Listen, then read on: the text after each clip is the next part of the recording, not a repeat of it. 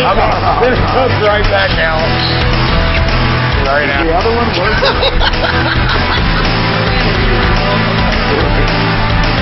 Made it back in. Like, is the other one working? I was like, thanks for tuning in. My mic felt funny. Actually, what it did was I moved my rubbing off my nipple. In this segment, Ralph is Cornholio.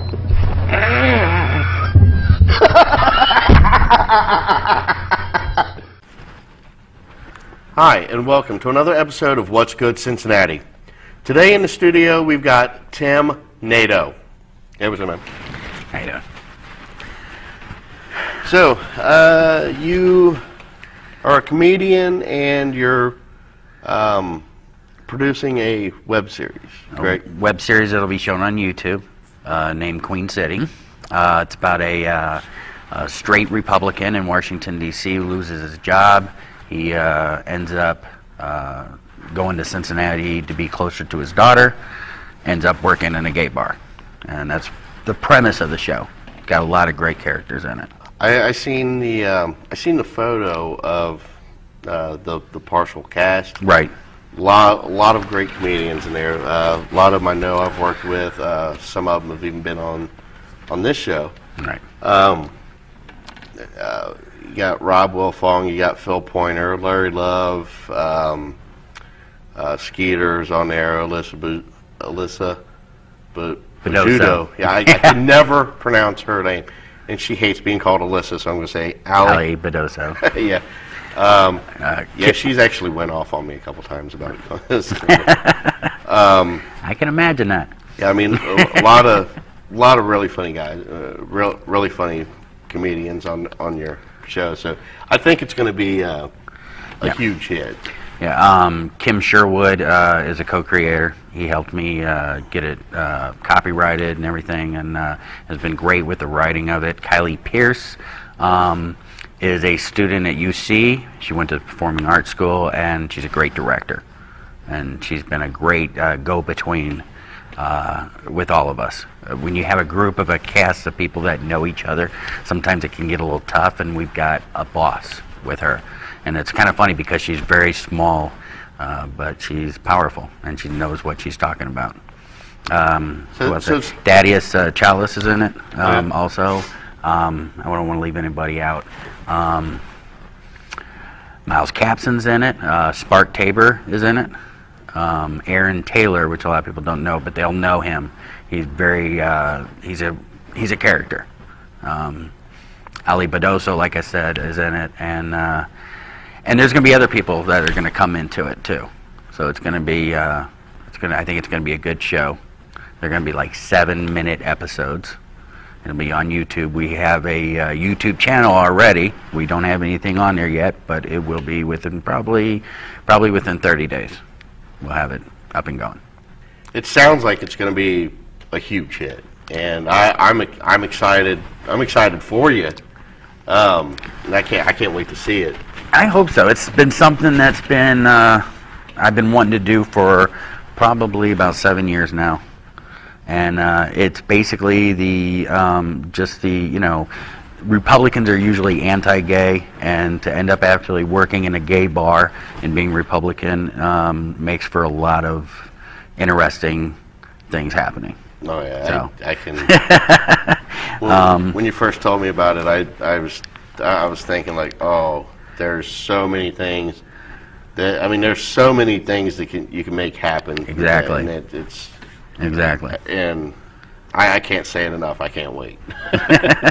I hope it'll be good. Oh, Homer Shadowheart. I couldn't believe I could not remember. Homer plays a Native American that probably won't say very much, but will probably maybe steal the spotlight a lot of times because hysterical antics that he will do. If you like the show Airplane, then the movie Airplane, you're going to like the show, I think. There's going to be a lot of stupid stuff happening there. So. Now, see, I can't picture Homer Shadowheart playing a Native American. You know, he does. I asked him. I said, "Do you have anything that Indian stuff?" And he's like, "Not a one." You know. Also, Shannon Barno, who very few people might know unless they are good friends with Kim Sherwood, which they recently got engaged. So congratulations, guys. Now that they got engaged, it'll probably be 20 years before they get married, but that's the way Kim goes. But Shannon Barno is going to be playing a hooker in the bar.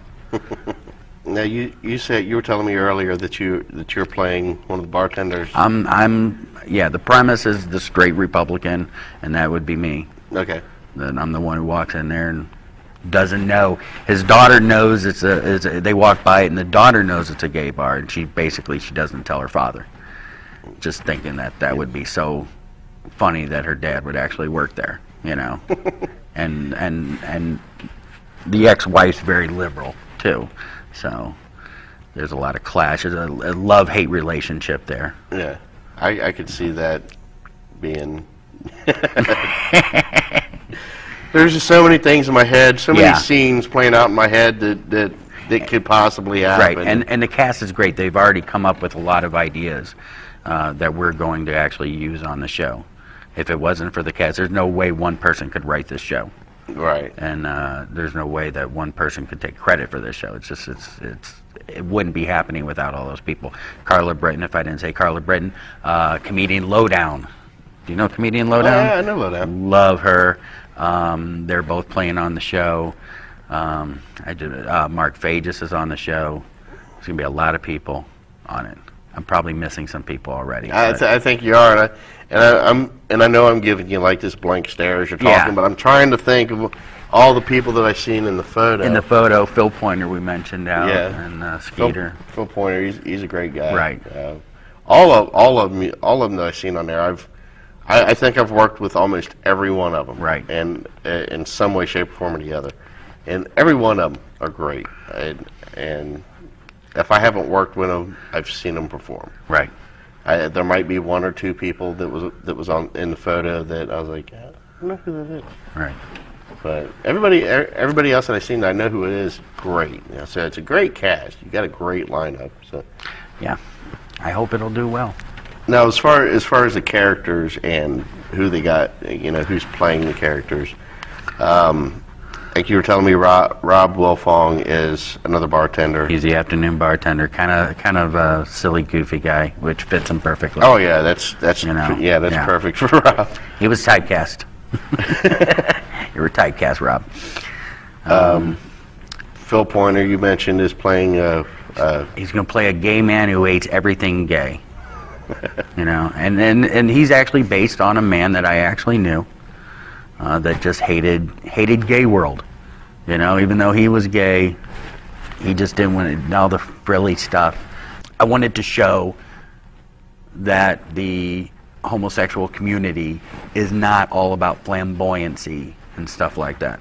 Right. I used to have a good friend who was gay that I used to go to baseball games with all the time, listen to hard rock and roll and everything like that. You wouldn't know without a doubt. You would say this guy's totally straight. Yeah. Thaddeus Chalice, Mark Fagis. Thaddeus is playing a gay man who acts straight, and Mark Fagis is playing his best friend who's a straight guy that acts very gay. So, a lot of different things going in there. Norma, I can't think of her last name. Nelson, right? Let's start of it. Yeah, you can copy this.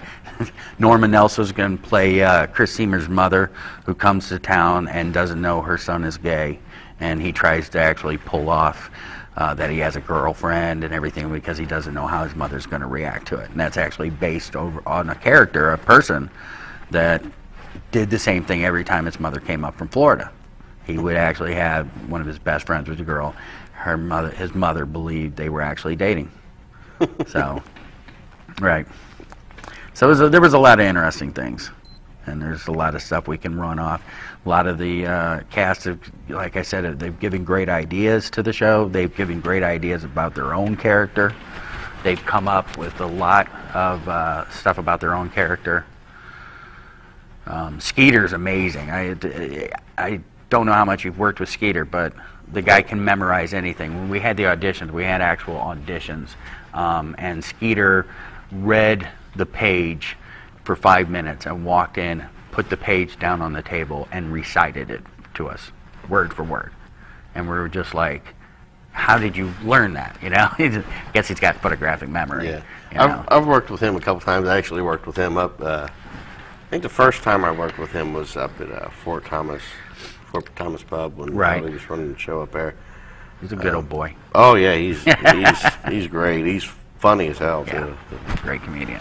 So now with the with Queen City, is that that completely scripted, or is it mixed with scripted and improv? Or It's mostly scripted, but then there's going to be maybe a little bit of improv in there. You know, when we come down to, we're going to write the script, we sit down and have a read-in, and then we make any changes that we might need to make, and then we do the filming, and if something comes up better in the filming. Actually, one scene, and I don't want to talk too much about it because I want people to actually see the show, but in the one scene where we were doing a run-through where me, the bartender, starts to realize that this is a freaking gay bar that he's in, and everything just starts happening.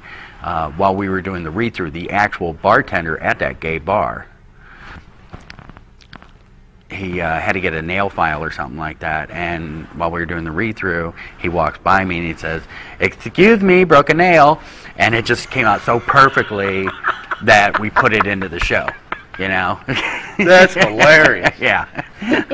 So things like that. So some stuff's improv, but most of it's scripted, but there's a lot of, I would give most of the writing credit towards Aaron Taylor, Kim Sherwood.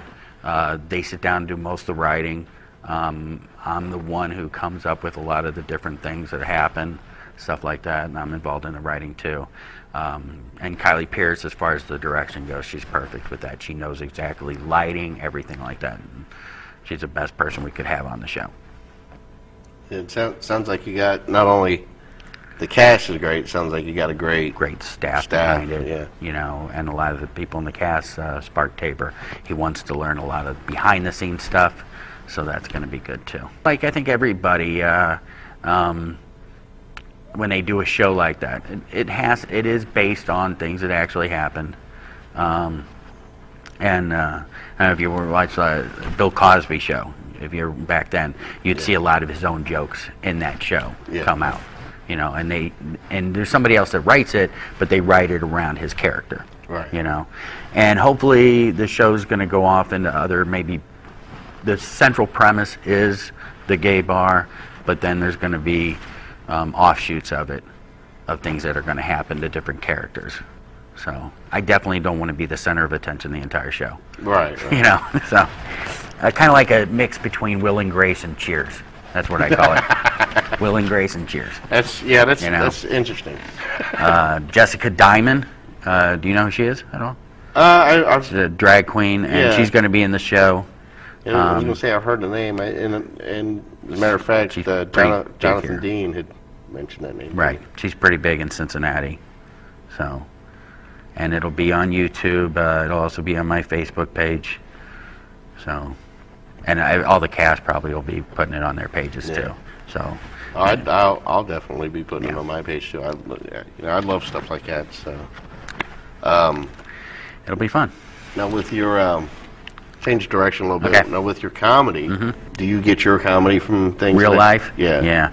I'd almost say most of my comedy's from my real life.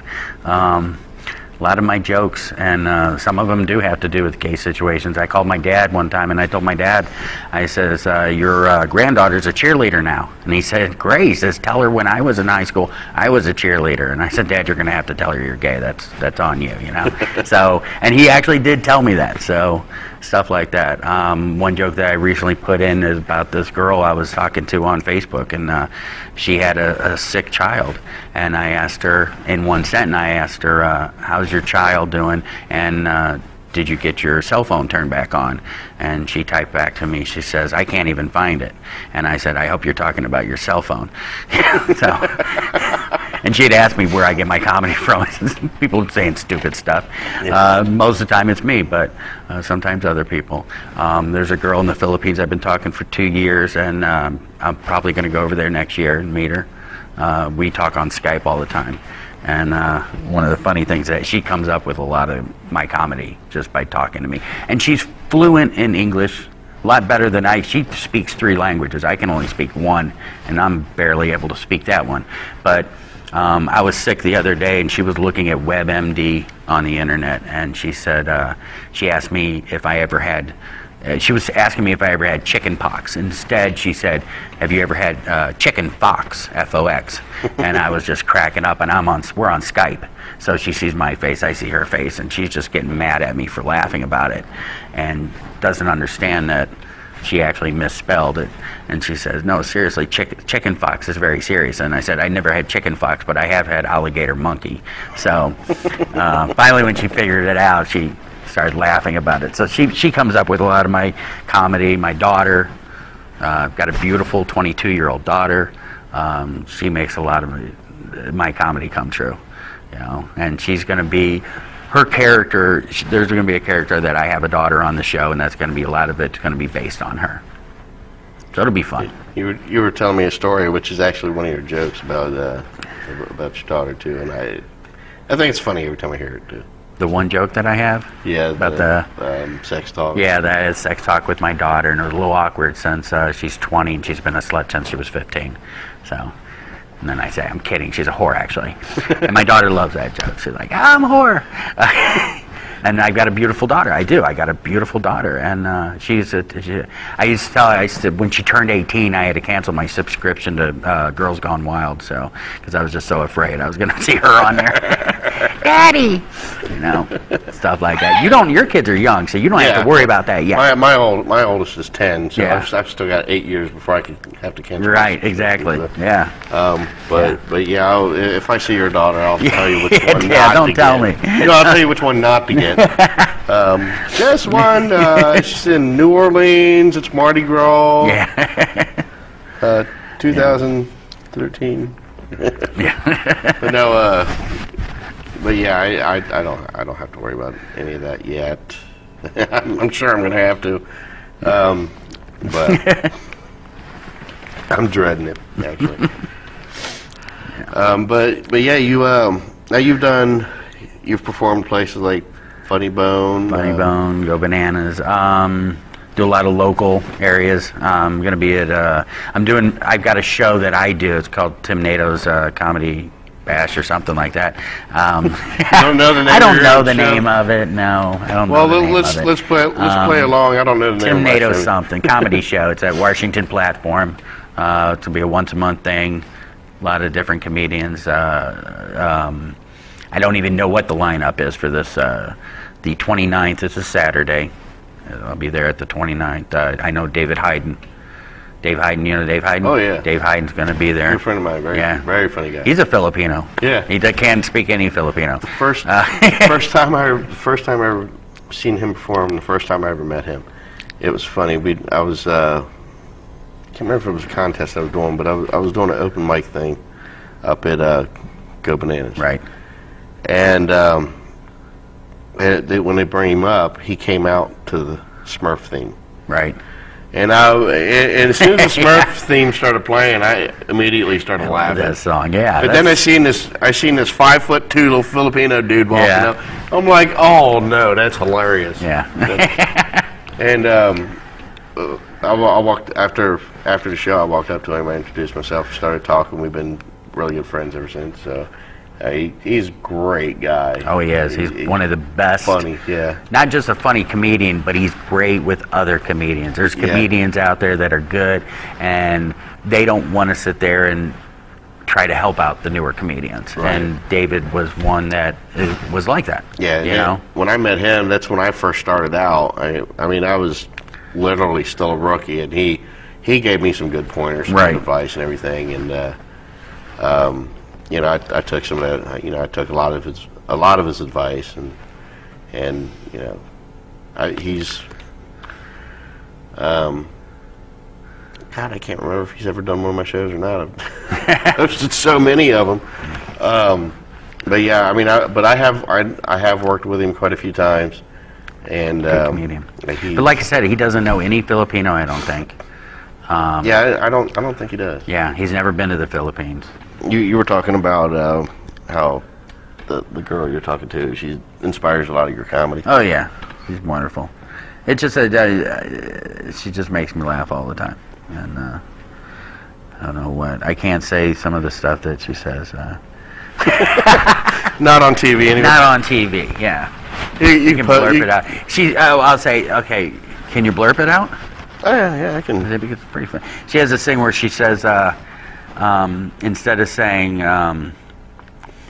"what the fuck," she said "what a fuck," and so and one time she was telling me to shut the fuck up, and she said shut the fuck off. So I love that one. I have to get a T-shirt for that. Oh yeah. Yeah. She doesn't eat anybody's dogs. You know, some Asian people eat dog meat. She has an aunt who does, though. Does she eat cats or rabbit? No. No. Rice. Rice. I can't believe how much rice Asian people eat. Oh my God, like yeah. Every meal, breakfast, lunch, dinner. It's like Italians with bread. Yeah, I know. But I try to stay away from that. I'm Italian. I try to, I don't eat pasta every day. I'm part Italian, too, and I eat bread with everything. That's what gets us. Yeah. See, I'm already sitting here like I done ate a full meal, like, whew, man, that focaccia bread, damn. But yeah, that, and it's funny how cultures have one specific, like, right. I think America's more the potato. Yeah, more potatoes with everything. Yeah, you could have potatoes with breakfast, lunch, and dinner. Yeah, and that's the way the Asian people eat rice. Yeah, that's their most important staple. Now, one Asian custom, it's more of a Chinese custom than it is Asian, but that I find to be probably the most logic, has the most logic behind it, and the girl you're talking to in the Philippines might know about this. A lot of families will have this big bowl on their mantle filled with rice. Right. And cooked rice or not uncooked? Uncooked rice. Uncooked rice. And they'll have this big bowl of uncooked rice on their mantle, and if you ask them why it's there, they'll tell you. As long as that bowl's full, nobody goes hungry. Oh, okay. And I was like, wow, that's so simple, right? Yet so deep. You know what I mean? And I'm like, wow, that's. Yeah. So I decided I was gonna take on that custom. Right. My house. I don't have a mantle, so I just put Saran wrap over the top of the bowl. But I put M&Ms in it and mounted it on the wall, so it's like sideways. I love the peanut butter M&Ms. And I love those. My favorite ones. God damn. I gotta stop eating them. But my philosophy with that one is, as long as that Saran wrap stays on the bowl, the M&Ms stay in. Right. So. I really didn't do that. I just made that up just now. It's kind of funny, though.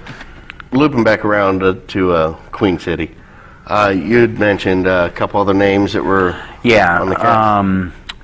Jimmy Giles has a small role in it before he moved off to California, and a girl named Chelsea. I can't think of her last name right now. She's in it also. So it's a big cast, and there's gonna be more people coming into it. I've already had people ask me about the show, wanting to be a part of it. So I'm really happy how it's going so far. We hit bumps, but that's to be expected. We're all new in this. Right. So the only person that's got experience with that would be Kylie Pierce, who's the director, and that's good that we have somebody with that kind of experience. Kim Sherwood has theater experience too. Kim Sherwood has theater experience, and he's more technical. Yeah. So that helps out a lot. Yeah. Yeah, I'm not sure what aspect of the theater industry he has experience in. I think he was on both the technical and the performance end. Right. He's going to play. He's going to play my best friend. That's kind of arrogant. Thinks he can turn every lesbian straight. So he's playing himself. Himself, basically. Yeah. Been typecasted. Yeah. So, Okay. but yeah, well, we're kind of out of time, so yeah, we'll go ahead and wrap it up. Do you have any places you're performing? I'm going to be at JW's Sports Bar on October 20th, and my daughter will be up here, so that'll be an interesting show. And of course, by the end of October, we should have the show on YouTube, and you can find it on Queen City. That's about it for right now. Just doing the show and everything. Cool. So. Well, great having you on. Great being here. Great talking to you. Had a blast talking to you. Do it again. Hope to have you out again, man. Thanks a lot, Rob. And good luck with Queen City. Good luck with your shows. Thank you. Right. Hi, and welcome to another episode of What's Good Cincinnati. Today in the studio we have Norma Nelson. Hello. How you doing? I'm doing great. Thanks you? for coming out. I'm doing pretty good. I'm Good. pretty good. So now, going straight to it. Comedy is your thing, along with doing hair. Right. Now, how long have you been doing the hair business? And like, what's it actually called? Cosmetology is what it's called. I've been doing hair the majority of my life, and I'm not going to say years because then that gives you too close of a clue of how old I am. But I did. Actually, many years ago, I started full-figure fashion modeling, and from the fashion modeling, I went into industrial films. From industrial films to commercials to, I went to LA a couple years ago, and my manager and my acting coach thought I was absolutely hilarious. And I'm like, I don't understand what's so funny about me. Yeah. And it's like every time I opened up my mouth, half of the group is laying out in laughter. So after a year of pushing me and prodding me, I finally took some classes, which I'm not too sure did that much good, but anyway. It was to kind of keep everybody off my back. And my first gig, and it was not an open mic night, was at the Comedy Store there on Sunset in Hollywood. So you went straight to the big guns there. Hey, why mess around? Let's just go for the gusto. You know, I mean. Skip the foreplay. Let's go. Kind of what I did. My very first set was at Go Bananas. So I mean, I know Go Bananas is not as high as the stature as the Comedy Store, but it's still going straight into the fire. Oh yeah.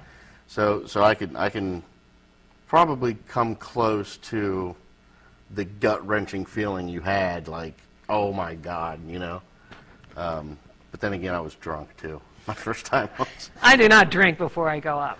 I might have a couple beers afterwards, but I do not drink at all before I go up. I have a couple before, during, and after my set. So I have one while I'm doing my set, so because it goes with one of my jokes as a prop. So it's one of my opener jokes. Can you believe I do it sober? And the girls, where I perform multiple times, they know I won't drink ahead of time. They serve me water, and when I get off, if it's not sitting in front of me, they say, "You want that beer now?" Oh God! But yeah, I could come close to that gut wrenching feeling that you had. I mean, I know it's tension. So, but yeah, now.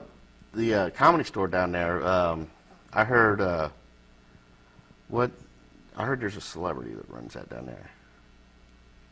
Well, my contact was with a guy called Matt Taylor, and through Facebook, I've touched base with another guy that runs shows also. And there's 3 sections. There's the open mic night, there's the main room where I appeared, and then there's the belly room, which is where the pros come in. And so I was in the main room. So yeah, you went straight to the fire. Actually, I'm going to tell you something. I was supposed to do a show in Santa Monica the week before, and I had to cancel it because I got sick. I got a sinus infection so bad that I had like 103 fever. There was no way I could perform. Yeah, a lot of time, and I hear out that way, like if it's within your first couple times doing a show out there, that they really don't. It's hard to get back in, so to speak, when something like that happens. Oh, well, a guy, Ed, that runs the place in Santa Monica, wanted me that next week on the same night that I was booked at the Comedy Store. And then I couldn't book again because I'd already made plans to come back home. Okay. And I'm sure if I contacted Ed now and said I was headed out to California, I'm sure he'd put me on somewhere. And I've heard back from Matt wanting to know when I'm going to be back out west so he can put me back on out there. So they're trying to get you back out there. Yeah. And I told him just book me enough that pay for a plane fare and I'll be there. Haven't heard a word. Anyway. Now how long have you been doing the comedy, or do you not want to go into that year number again? My humor's been with me all my life, and it's just the only thing that has really saved me mentally and emotionally in a lot of situations. Unfortunately, it's also given me a bit of a smart mouth here and there. You know, it's like you're sitting listening to somebody that's talking something serious to them, and it's nonsense to anybody else, and you just want to look at them and smile and say, "Do you really think I give a care?" But you know, I do. Are we related in any way? Just that's. Yeah. I'm the same way. Anytime anybody's talking something serious, and the only thing I could think of in the back of my head is like, I just so want to laugh at you right now. I want to make a smart-ass comment, but I know you're trying to be serious. Yeah. I mean, things like that. And I remember one time a gal told me, what you said last time while you were doing my hair is the funniest thing I ever heard. What did I say? So there's comments that come out I'm not even aware of. Right. And you said, we were talking about your boyfriend, and you said, something was said about, well, I don't know where his head is, but I knew where it hasn't been for a long time. I am like, I said that? You know? Me? Huh? You know. Yeah, it's kind of like I was going over our conversation on Facebook when they... Yeah, and you know, it was a matter of rescheduling because the last week we couldn't come in because the studio was having their blackout or whatever they called it, and I asked if you can come back, which today, and that whole conversation just took a complete turn. You were talking about you had a client that you do, and I asked what you do, and you said you do hair, and just all this, and I was like, oh, cool, and then all of a sudden you said, no, not that way, you pervert. And I'm like, okay, I'll play along. So, yeah, that conversation took a... Oh, I thought it was funny. Oh, I did too. I was laughing about it. I was laughing about it the whole time. Like, but no, oh that's God. a lot of my conversations with my friends. It is mine too. And, I mean, because... And that's just the way it is, and that's really my routine. Yeah. It's like... I do volunteer work at a lot of places, and one of them's down at the Aronoff. And I see this guy coming up the steps, and his daughter is running like a flight ahead of him. I was up as a greeter up on the balcony level, you know, in the nosebleed section. Anyway, he's huffing and puffing it. The kid is ecstatic, running all over the place, and he's coming up with one of the booster cushions. And I looked at him, and I thought, this is somebody I can mess with.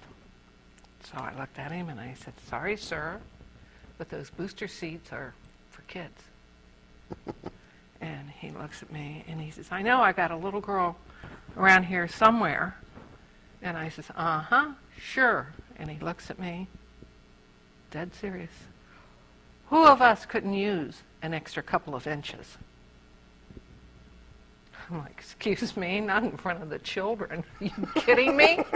Oh, my God!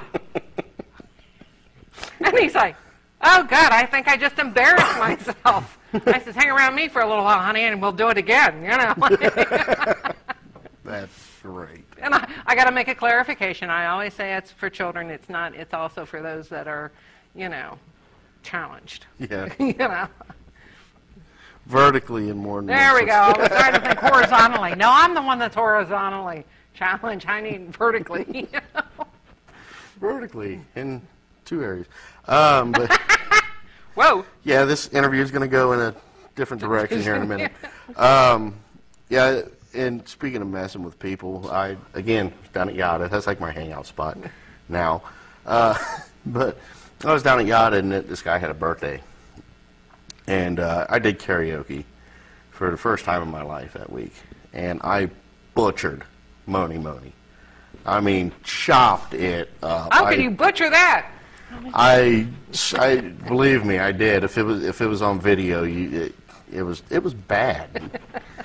But after I got done with that, there was a guy that had a birthday there, and I volunteered to sing happy birthday to him. I walked up to his friend because I overheard the conversation, and I said, "Hey, I heard your friend's having a birthday tonight."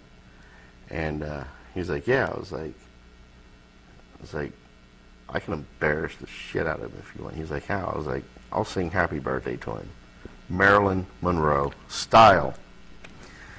He laughed. I mean, this guy about fell on his ass laughing.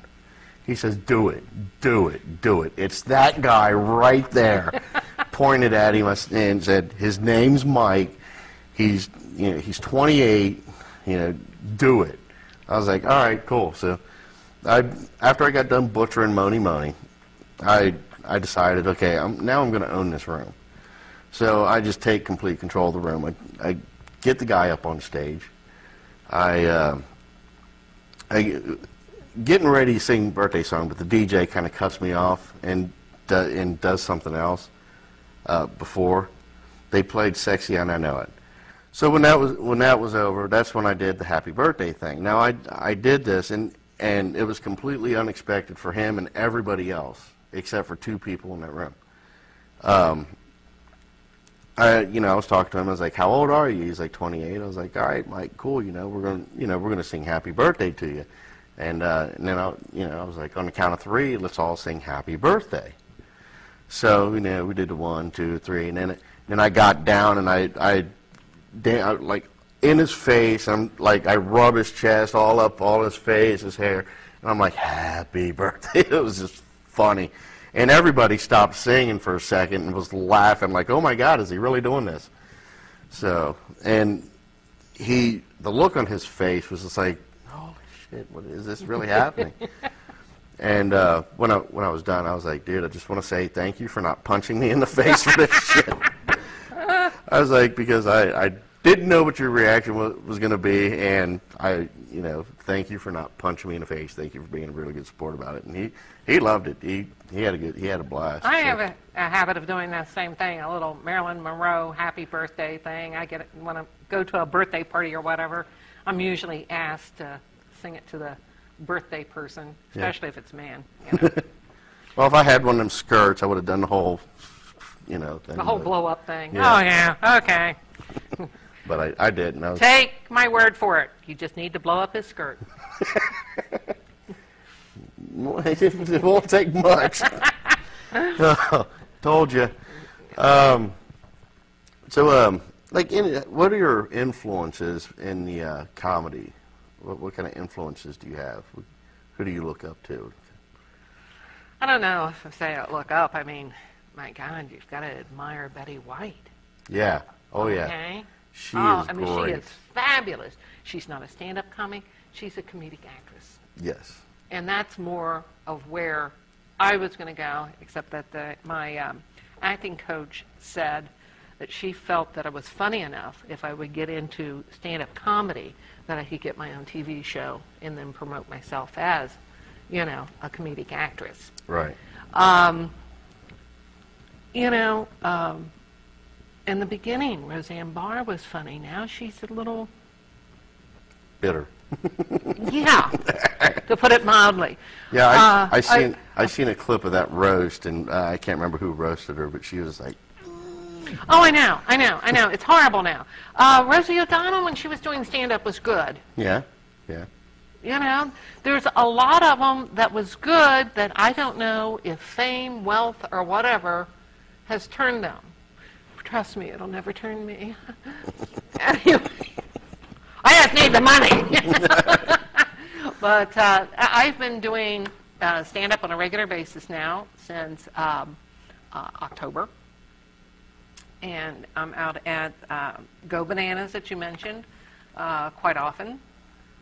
Like I was there just about every other week from November till May until they started that funniest person contest type thing. And then down at the Funny Bone on the Levee, just talked to Ray, who runs those shows, and he says, I'll try to see what I can get for you. I've done bar shows and at different venues. I'm going to say this also about my humor, okay? Mine is a little more innuendo, double entendres. I get dirty only if you have a dirty mind. That's the way a lot of mine is too. Is like all the innuendos and everything. I mean, if you ever looked at any of my stuff online or whatever, it's some of this, and it's dirty if you don't have a dirty mind too. I mean, you'll understand what I'm talking about. You know, even if you're like one of those people that don't have a dirty mind, but you'll know it. But it's even funnier if you've got a dirty mind. Right. It's like one of those type of things. So. Well, at a couple business women's meetings, there's been things that has happened. We have a huge fundraiser every year, and then they give away scholarships. And in it, there's raffles. Well, on some of the raffle tickets and everything that one girl won with her tickets was a lesson at a dive shop. And the announcement was made that she doesn't care to scuba dive or anything. And was there anybody else that likes to scuba dive? Well, now I'm a resort diver, so I know a lot of people hate resort diving. And I jumped up and, you know, I'm like, I'll have it, I'll take it, I love to go down. The median age of this group is about 70, right? These old ladies are laying out on the floor laughing their can off. I'm like, God, what's the matter? Then I found out a good friend of mine won the other thing. So she tells me, she says, well, I've got the other gift certificate. If there's somebody that you would like to go with, I'll give you my other. I'm like, oh, God, no, honey, I'd love to go down with you. She looked at me and I said, you don't want to go down together? That is funny. And I mean, to me, that's everyday conversation. Right. I mean, I don't think I'd be able to have a conversation with you without busting out laughing. I mean, and it's hard not to laugh throughout this entire interview now, but yeah, it's I could see conversations going, meaning to go one direction, but completely. Take off it. Well, I'll tell you another one, and this happened to the same businesswomen's group, okay? The president of the group got up, and our main fundraiser every year is held outside. And she says, girls, it's going to be a wet panties day. And I'm looking around, and I'm thinking, a wet panties day? Now, excuse me, I've only heard that terminology in a sexual connotation. Right. Okay? I'm going to blow in your ear until you have anyway. So I could not imagine what this woman is talking about, that we were going to have a wet panty day. So I thought about it, and then I thought, they're going to work us so hard. We're not going to have time to go to the bathroom. We're going to our pants, okay? And then I thought, this is charity. Nobody has the right to work you that hard for charity. Finally, she said something about when you go to the bathroom and peel your panties off. It registered. You're going to work so hard in that heat on a day like today, if you're working outside. You're going to have wet panties from the sweat. I have felt so stupid when I realized what was going on. And as you were saying that too, I was racking my brain like, what's the cleanest possible way that can? I had nothing. I went blank too, so don't feel bad. I'm like, oh come on, tell me, what is this? Well, I'll tell you what. I got so tired of having wet panty days out working in my yard. I love working in the yard. Okay, no, I really don't. I like a nice yard. I don't like the work. I like the results. It's like cleaning up a little bit better. Yeah. Okay. I got you. I mean, going out there and sweating in 90 degrees weather, pulling weeds, ain't exactly at the top of my list for fun time, you know? Yeah. So, anyway, after about 2 days in a row of having wet panties, of course, I'm laughing the entire time when I go inside, you know, over the wet panty situation. I decided I was not going to have another day of wet panties. So I didn't wear any out. Now, trust me, ladies, keep the cotton panties on. It ain't no fun pulling them shorts off, you know.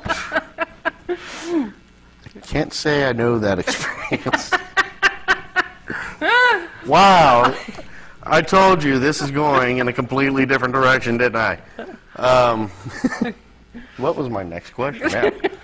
Now, what kind of advice would you give to people who are just starting out in comedy, or who's been doing it for a while and kind of want to up their experience some? Do as many shows anywhere you can. Yeah. Don't look for the dollar. Not all my shows are paid shows yet. My God, I've only been doing this on stage for less than a year. Now, I've got some friends say, "Oh, I wouldn't do it unless I was getting paid." Good luck, buddy. Anyway. Yeah, I know a few people like that. Oh, I'm not going to do it if you're not going to pay me to do it, or if I'm not getting paid to do it, I'm not. Well, you need the stage time. You need the face time to be able to know what's what. I feel I've been fortunate enough to get a lot of stage time within the small period of time that I've been doing it. I've gotten some paid gigs. And I've also had, when I don't feel good about a set, another comic come over and talk to me about it. And my biggest fault is, and I don't know if other people go through this or not, I can't always hear the laughter. I have that same issue too, because every time I get up on stage behind the mic, I do my set, and I don't hear all the laughter that everybody else hears. I don't hear all the laughter that my camera would pick up. I'll walk off the stage disappointed every time, like, you know, I didn't get that many laughs. So what's going on? And everybody say, oh, they were dying. You know, there was a lot of people laughing, blah, blah, blah. I'm like, I didn't hear it. I mean, maybe I need to get my hearing. I don't know. So you don't know when to move on to the next joke. And I've been told, I hate to say it, I don't tell jokes, okay? I tell stories. Right. Okay. I don't know when the laughter is dying down enough to start up. So I talk too fast. I don't give people, you know, time to laugh. And, of course, your friends are always your most wonderful critics. Yeah. One time I did a show, and the only thing negative this girl could say, and I never asked for their opinion, by the way. I just said, did you enjoy the show? And then I get these list of critiques, and it's like, what are you, a big critic now, or what? Yeah. You know. Well, you can work on this and this and this and this. I'm like, well, I guess you didn't like the show. Well, I didn't say that. Well, that's what I asked you. Yeah. Anyway, her biggest critic at that piece is, God, you were loud.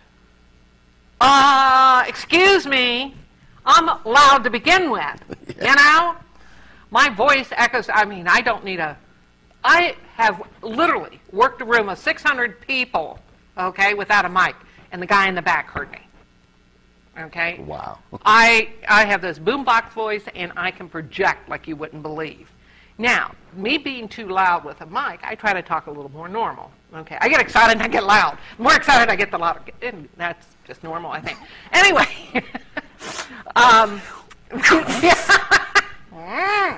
Oh, that shades!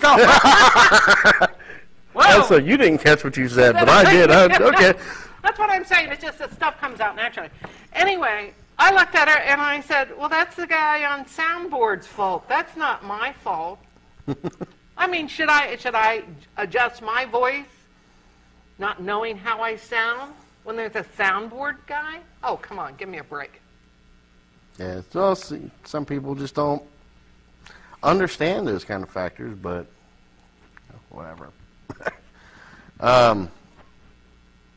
So the short amount of time though that you've been doing it, you probably don't have any like horror stories or anything like that, like bad experiences.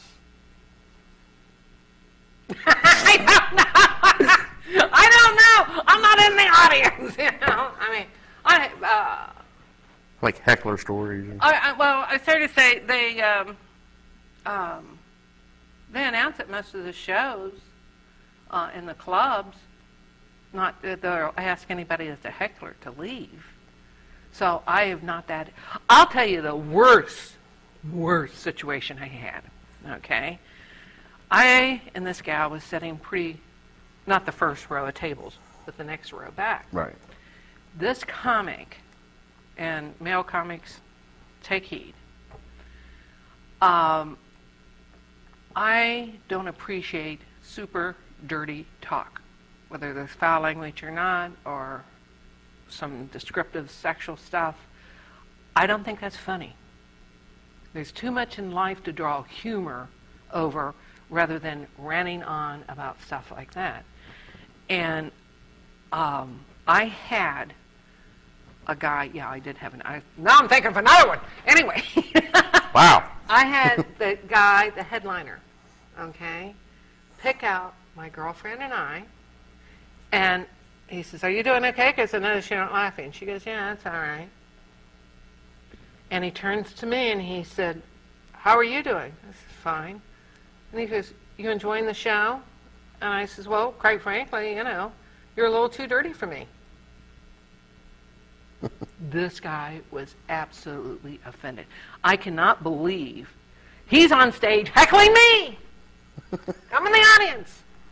So we go back and forth, and I says, I do some comedy work, and most of my stuff is on the cleaner side. And he got real smart with me, and he says, oh, yeah? How long you been doing it? And at that time, about 7 months. And he says, well, I've been doing it 22 years. Well, that's great. That's fabulous. I'm happy for you. And then he turns around and he says, and where you think you're going to appear next? And I said, same stage you're standing on next week. And the guy was like, oh, God. But, I thought that was so unprofessional of him to be trashing me from the stage. Right. Yeah, and it is. I mean, because, you didn't do anything to heckle him.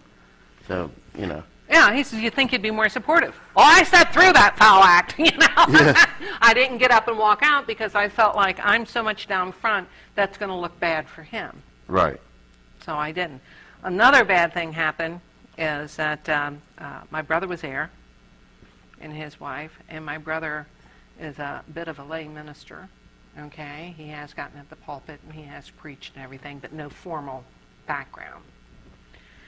And girlfriend shows up and her 2 daughters, and we know each other from going on mission trips together, okay? And the guy started talking dirty, and in fact part of my act now is making fun of his act. But anyway, I turned to say something to my brother, and he squirts water on me, which I felt was bad. Yeah. So I had to get up and say a few words to him, and anyway, that promoter has never used me since. Said that was terrible to do. But, later on, some guy tried to trash me and found out my girlfriend and I met each other on mission trips, and he's like, well, there goes that. But, there's humor in such everyday things. Oh, yeah. You don't have to dwell down that low to be funny. Right. I'll tell you a good one time. Weird. There was a gal who was blind who wrote an article for the paper. And I usually read her article, they get another take in life, you know. I get depressed and go boo-hoo, and my life is awful and it's horrible, and it is. But that's another story. But my life is so good compared to the majority of the world, okay? Just because I'm broke, just because, no. Anyway, this gal was griping about that they were going to take away handicap stickers? Thank you. Okay, from the blind. Now I want to know what they're doing with their driver's license in the first place. Really? I was just going to say, don't. Handicap stickers get put in cars, and if a blind person has a hand. Yeah, you're with me, okay? And then it dawned on me, you know, it's easier. I just want to let you know, I just want to let my psychiatrist know, I'm going to be thinking about that for about a week. I'll be calling you. That when they ride with somebody, they can put the sticker, anyway, on their car so they can park close so they don't have to navigate this blind person through parking lots. And then that made makes sense. Yeah, it makes sense. But the initial headline was the complaint of no handicap stickers for blind people. Well, it was probably a gimmick to get somebody to read it. Like, what the hell are they? Okay, makes sense. Well, I mean, but that wouldn't make too much sense though if they accidentally grabbed that Domino's door hanging that. Sitting right next to it, nobody realized it. Like, hey, never mind. So, I've got my cousins over. So, but yeah, at least you got a coupon for Domino's. So that's a good thing. But I know what I was going to tell you about the name. I went to check in at an acting class out in California, and they said, "What's your name?" And I said, "Norma Nelson." And they said, "And what's your stage name?" With a birth name like Norma Nelson, you really think I need a stage name? I'm sorry. I don't get it where people come off sometimes. Yeah, well, sometimes it's the dumbest questions that are the more... longer lasting. It stays with your brain. It's just like a cancer. It just goes in there and it latches on and it blocks other mental thought. What am I thinking of? Policy. Usually the stupidest questions are the ones that are set by policy. Oh, of course. Like the guy asking what your stage name is. Right. It was probably policy, but... And I'll tell you another thing about California. You know, tell me when to shut up. Anyway. Oh, no, you're fine. You're fine. Okay. We still got 15 minutes to kill. So. People would ask me when I come back home, they would say, "Have you seen any movie stars?" And I said, "Man, I'm going to tell you, I wouldn't know one if I was talking to them." Okay? I went out with my, who eventually became my roommate, my acting coach. I moved in with her. And we went to the Improv, I think it is, there in Hollywood. And she said, "Oh, there's Meryl Streep's daughter. Oh, there's so-and-so. Oh, there's..." I'm like, where? Who the hell are these people? Where are they? So one night I'm going to, it was kind of like an acting class, and Robert Forster was the guest star. And so, anyway, I'm always the oldest one in every class.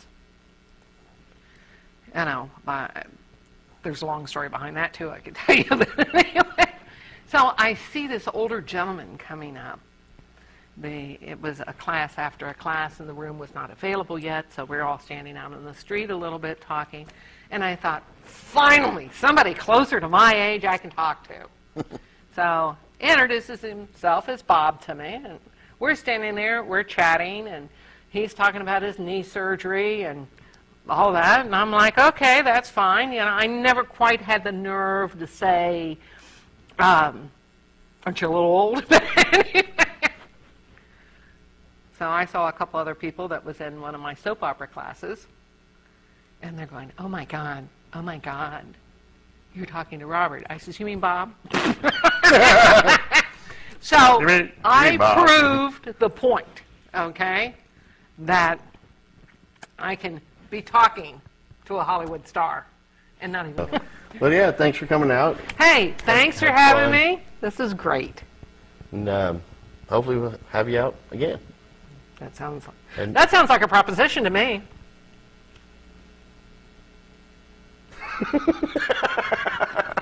I had to think. We'll talk about that later.